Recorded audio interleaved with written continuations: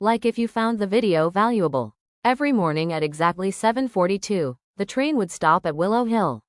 It was a sleepy little station, a wooden bench, a squeaky notice board, and one rusting vending machine that coughed out lukewarm coffee. Most trains passed it by without a glance, but for reasons unknown to many, the 7:42 from Lakeshore always stopped, even if no one got on or off. It was on a foggy Wednesday morning that Claire noticed him.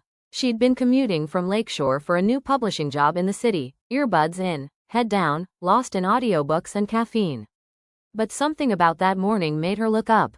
There he was, standing on the Willow Hill platform in a navy coat, hands in his pockets, face tilted toward the rising sun like he was trying to remember what warmth felt like. He didn't board the train. The next day, he was there again. Same spot, same coat, and once again, he didn't get on. He simply watched the train. Curiosity pricked Claire's mind. By Friday, she couldn't help herself. She leaned toward the window, trying not to look too obvious. He noticed. Their eyes met, just for a second. Then the train moved, and the connection dissolved into motion. By the following week, Claire was looking forward to seeing him. Something about him, the solitude, the quiet strength, the gentle patience of someone waiting, made her heart thump louder than she expected. Was he waiting for someone? Was he part of a ritual? Was it just coincidence? Then one morning, the bench at Willow Hill was empty. No navy coat, no stranger. Claire's chest ached in a way she couldn't quite explain. But the day after that, he was back. And this time, he smiled. Not a full smile, just a tilt of the lips. But enough. She smiled back, and that was how it began. 3 weeks passed. Every morning, they exchanged glances. Then nods, then smiles, until one Tuesday, Claire made a decision. She got off at Willow Hill. He looked startled, then amused. "You're not supposed to get off here," he said, his voice warm and rough like autumn leaves.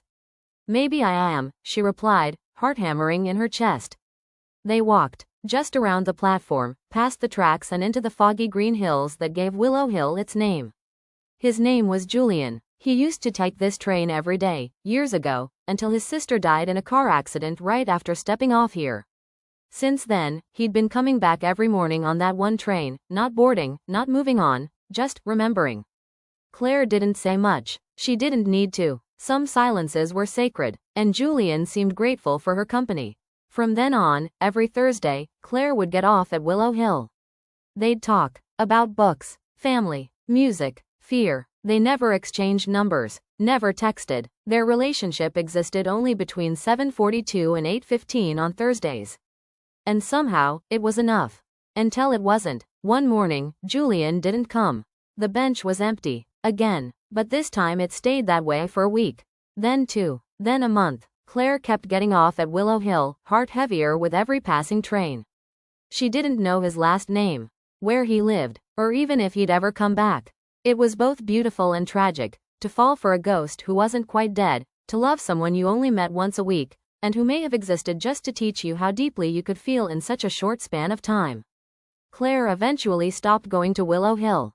She moved closer to the city, took on new responsibilities, met people, tried dating. But no one ever felt quite like Julian. Years passed, and then, one spring morning, 5 years to the day they first met, Claire's train stopped at Willow Hill. She wasn't commuting anymore. She was just visiting. A nostalgia trip. She stepped off. Everything looked the same, except the bench had been repainted. And the vending machine was gone. Claire stood there, breathing in the memory, wondering what she was hoping to find. Then someone said her name. She turned. There he was. Same navy coat. A few more lines on his face. But those same eyes. That same quiet presence. "Julian," she breathed. "I wasn't sure you'd come back," he said. "I almost didn't," she whispered. He smiled. Not just a tilt this time. A full, radiant smile. And she knew. Some love stories don't burn fast or loud.